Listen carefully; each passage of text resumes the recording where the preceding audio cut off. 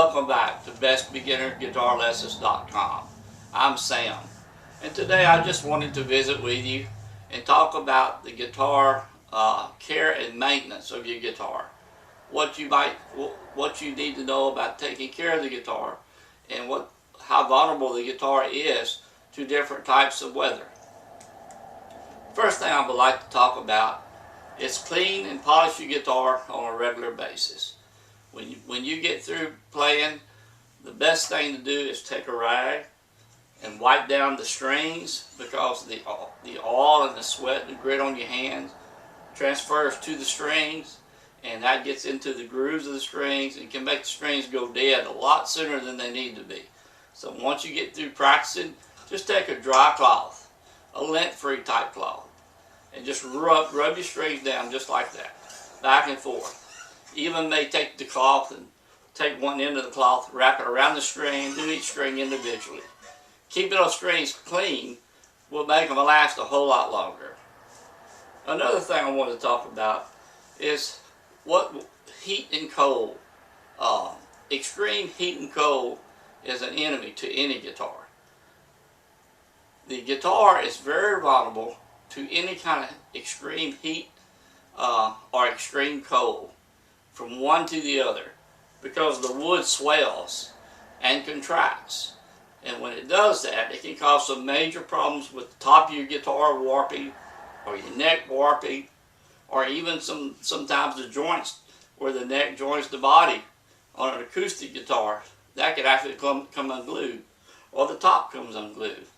Extreme heat and cold, you want to avoid those conditions altogether, because they would just destroy a guitar.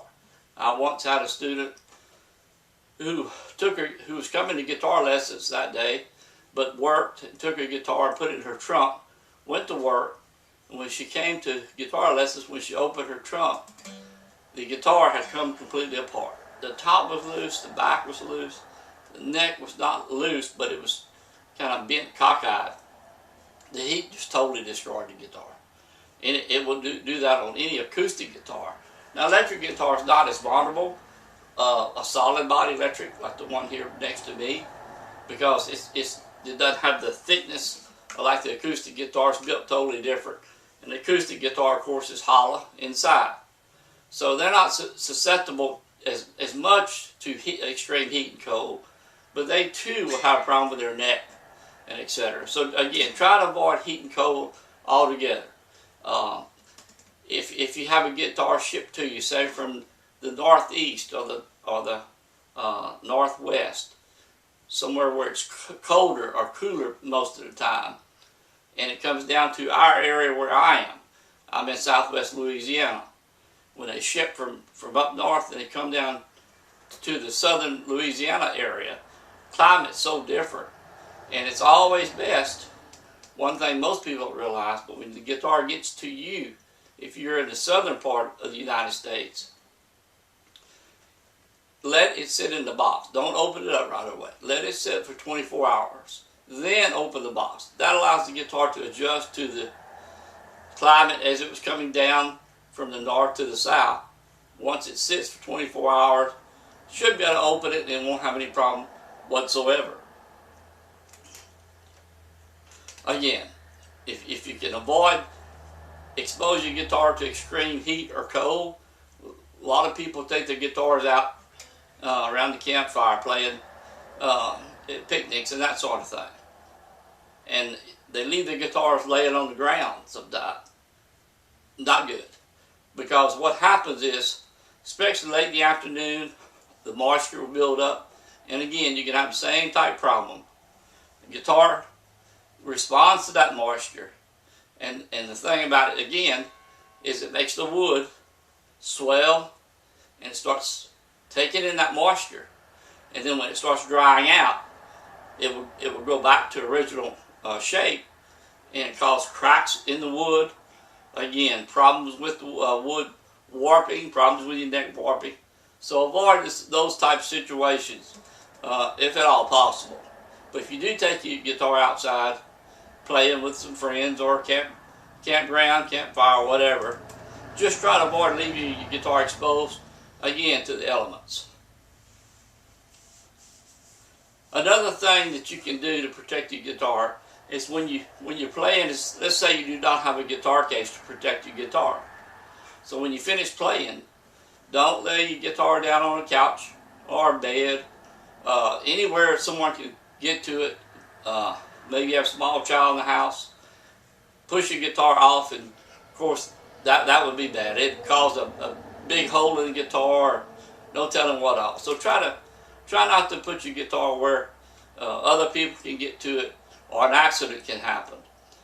When you finish playing, the best thing to do is take your guitar and put it in the corner with the strings facing in the corner.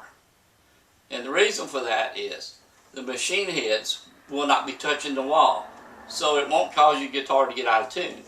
If you put it in the corner with the machine heads touching the wall, it could very easily be out of tune, and you'll be constantly tuning your guitar every time you sit down to play. So just keep that in mind. Something to consider. Again, I would like to ask you that if you would, as you progress through the lessons, keep in touch with me. All you have to do is send me an email, click the link at the newsletter link above on my homepage, fill in the information, let me know how you're doing, or let me know if you're having any kind of problems. I'm here to help. So I want you to learn how to play guitar, and I will do everything I can to help you get through any kind of problems you have as you proceed in learning. We're getting real close to starting our first chords and strum patterns on the guitar. I know you're excited, and I can't wait. One final thing I want to mention that I failed to mention in my last video. If you start having trouble with finger soreness, and most of you will, I did when I first started, and most everyone else has the same problem. There is something that will help. It won't take the soreness completely away, but it will definitely help you. It's called finger ease, and this is it. It comes in a little small spray bottle, and what you do, you just take it and spray up and down lightly on your strings. And you can spray on the back of the neck also. After you spray it on the back of the neck, take your rag and wipe it off. And what that does, it makes the neck nice and clean and smooth.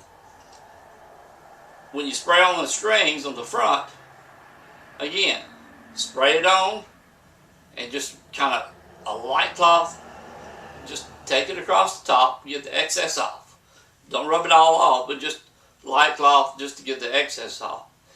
Then, another good tip that a lot of players use, a lot of professionals use, is take the finger ease, spray just a little bit on the tips of your fingers.